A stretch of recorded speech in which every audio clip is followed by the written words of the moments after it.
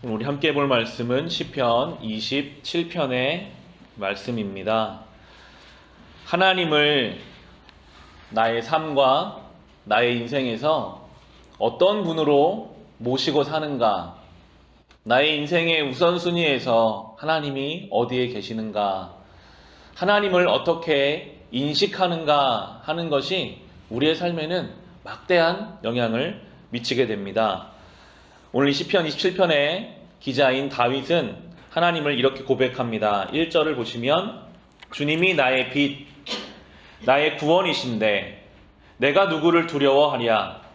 주님이 내 생명의 피난처이신데 내가 누구를 무서워하랴. 라고 이 다윗은 하나님이 나의 인생의 빛이시다. 그분이 안 계시면 나의 인생은 빛이 없는 깜깜할 수밖에 없다라고 고백하고요. 하나님이 나의 구원이시다. 하나님이 나의 생명의 피난처이시다라고 고백하고 있습니다. 정말 이 믿음으로 산다면 하나님보다 큰 문제가 있을 수 없고요. 하나님보다 더 중요한 것이 있을 수가 없기 때문에 어떠한 문제 앞에서도, 어떠한 삶의 결핍 앞에서도 흔들리지 않을 것입니다.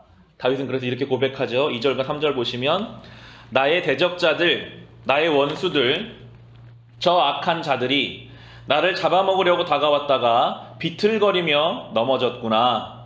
군대가 나를 치려고 애워싸도 나는 무섭지 않네. 용사들이 나를 공격하려고 일어날지라도 나는 하나님만 의지하려네. 라고 믿음의 고백을 드리고 있습니다. 믿음이 순전한 성도일수록 어떠한 삶의 문제 앞에서도 담대하더라고요. 우린 성경 속에서 이미 많이 봤습니다. 다니엘이 사자굴에 들어갈 때도 담대하게 그 굴에 들어갈 수 있었던 이유. 사도 바울이 복음을 전하면서 수없이 맞고 죽음의 고비를 넘겨도 또 그 복음의 길을 걸어갈 수 있었던 이유는 그 어떤 문제보다 하나님이 크시거든요.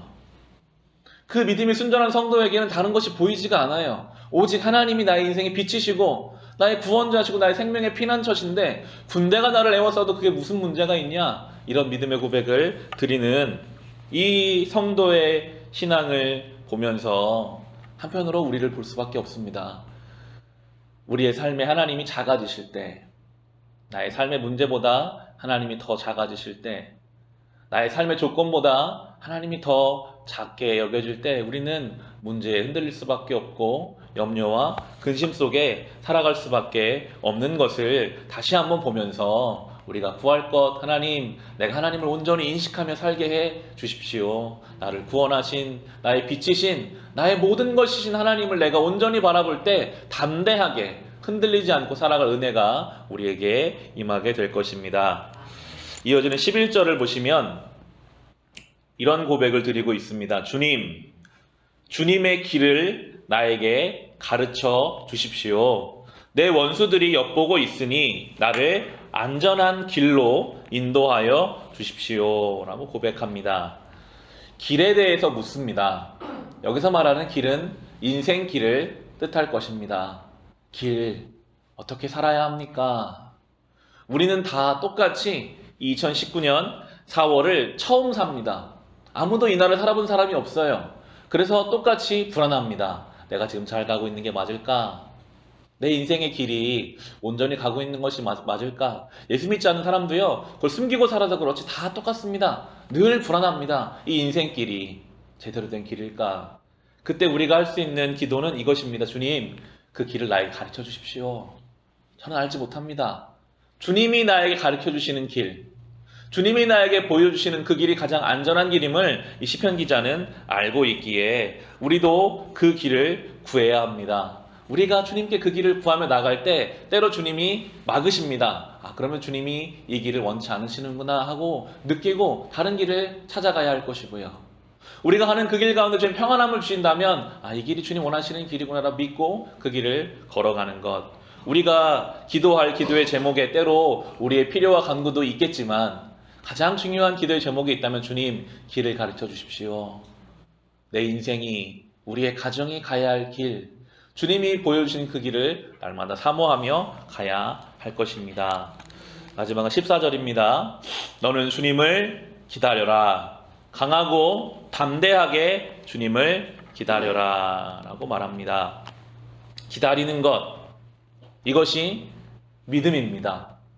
성경에 수많은 믿음의 사람들이 하나님 앞에서 기다리는 시간을 보냈습니다. 아브라함이 이삭을 낳을 때까지 기다렸고요.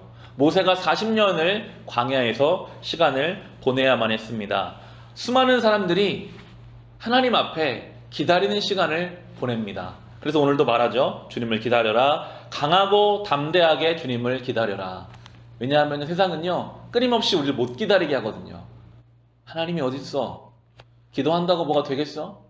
끊임없이 우리를 흔드는 그 세력 속에서 우리가 강하고 담대하게, 하나님은 오늘도 내가 알든지 모르든지 일하고 계신다. 하나님은 오늘도 살아서 나를 인도하신다. 내가 그때까지 기다린다. 하나님이 나를 붙잡아 주실 때까지, 내 길을 열어주실 때까지 기다리는 그 사람에게, 강하고 담대하게 기다리는 그에게 하나님이 그 길을 열어주시고 인도하여 주실 것입니다. 오늘도 이 시편의 고백을 기억하면서 이 하루를 살아갑시다.